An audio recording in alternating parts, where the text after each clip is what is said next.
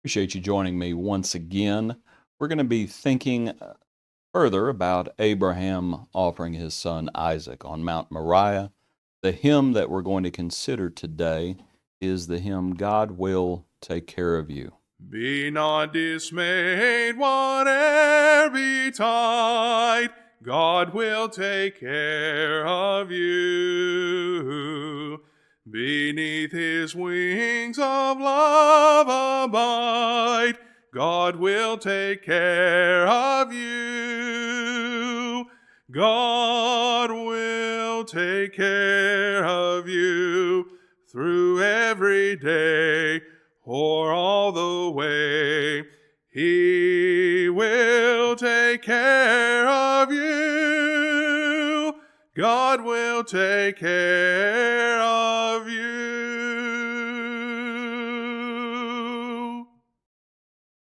Let's think about Abraham and Isaac.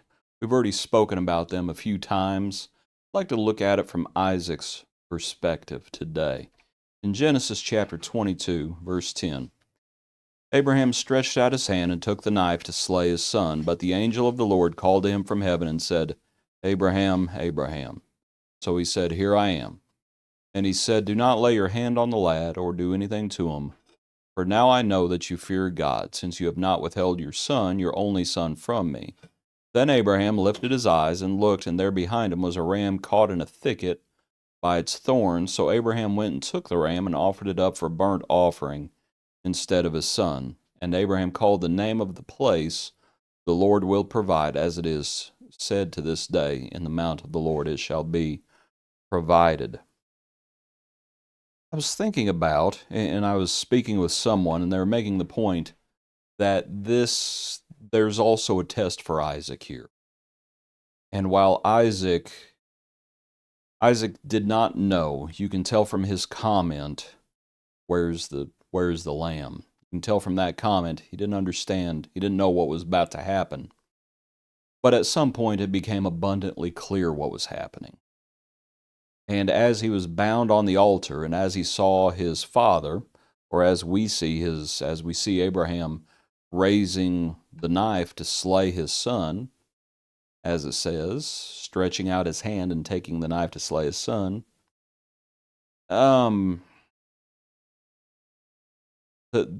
question is, or the thought is, when Abraham takes the ram and offers it up as a burnt offering instead of his son, at some point he unbinds Isaac. At some point he had to take Isaac off the altar. And he had to unbind him.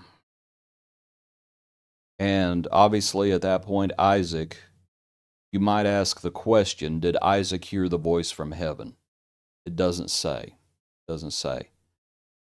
So either, I would suggest, he either understood from the voice from heaven, or Abraham would have to explain things to him.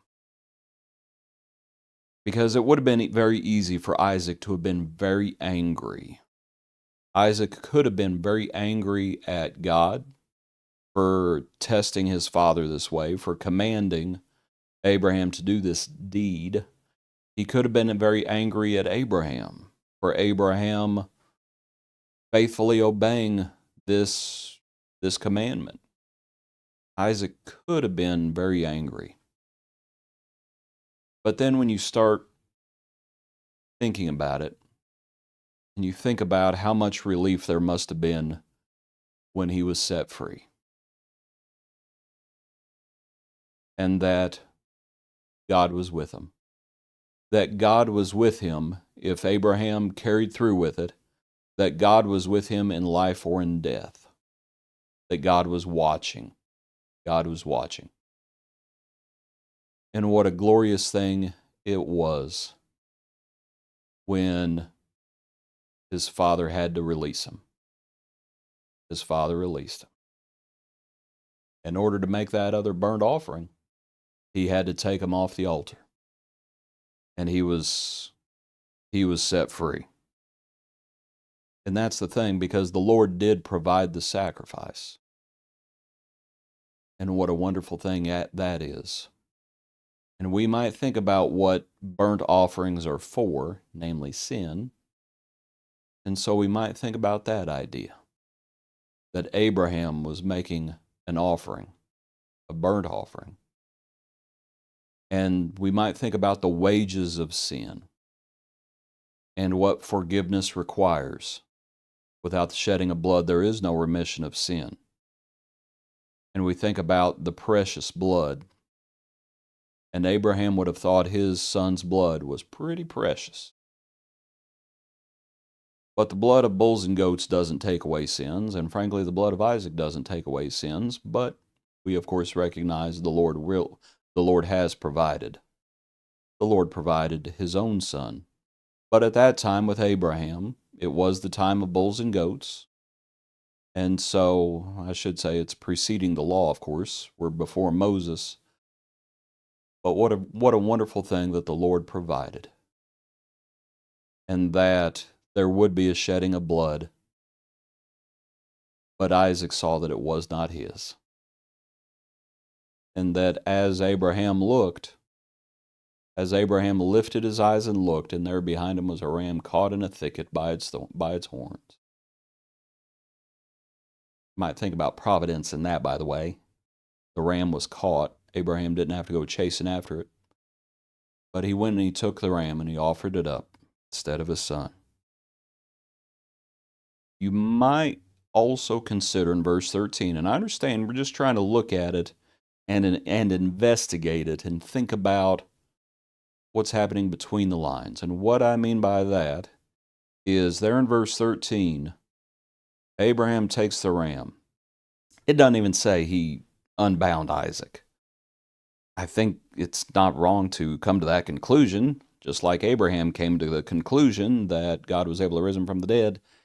He took Isaac off that altar. He unbound him.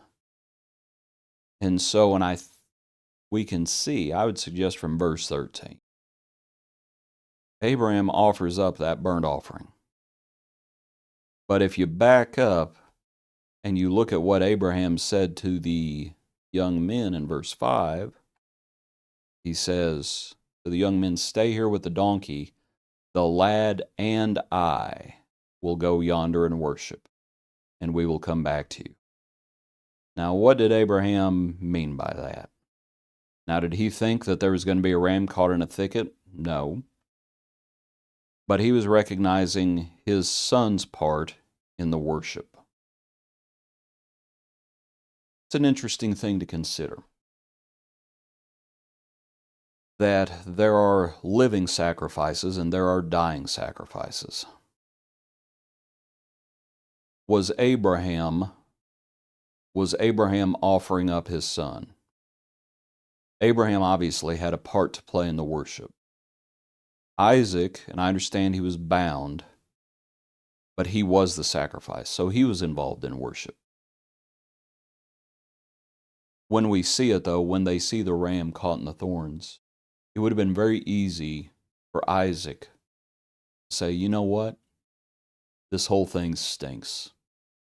You commanded," he could speak to his father and say, "You should have not done what God told you to do. I'm your son. I'm your only son." And he could have been very angry at Abraham. He could have been very angry at God. Whether he heard the voice from heaven or not, I don't know. But it would have been just imagine the relief, being set free and coming to an understanding and recognizing what's been happening. And rather than being filled with wrath, being able to worship with your Father, the Almighty God. Being able to worship. And so, in some ways, it was a test for Isaac. I want to go back to our hymn and look at a few of the other verses. We left off with the chorus, "God will take care of you. Through days of toil when heart doth fail, God will take care of you. When dangers fierce your path assail, God will take care of you. All you may need, He will provide. God will take care of you. Nothing you ask will be denied. God will take care of you. No matter what may be the test, God will take care of you. Lean, weary one, upon his breast. God will take care of you. Be not dismayed, whate'er betide. God will take care of you. Did Isaac have to learn that lesson? Did Abraham have to learn that lesson? And do we have to learn that lesson? And we should be very, very thankful that the Lord has provided. So whatever happens, lean upon the Lord. Appreciate you. Hope you have a good day. Hope this has been helpful for you. Tune in tomorrow for another portion of our daily praise.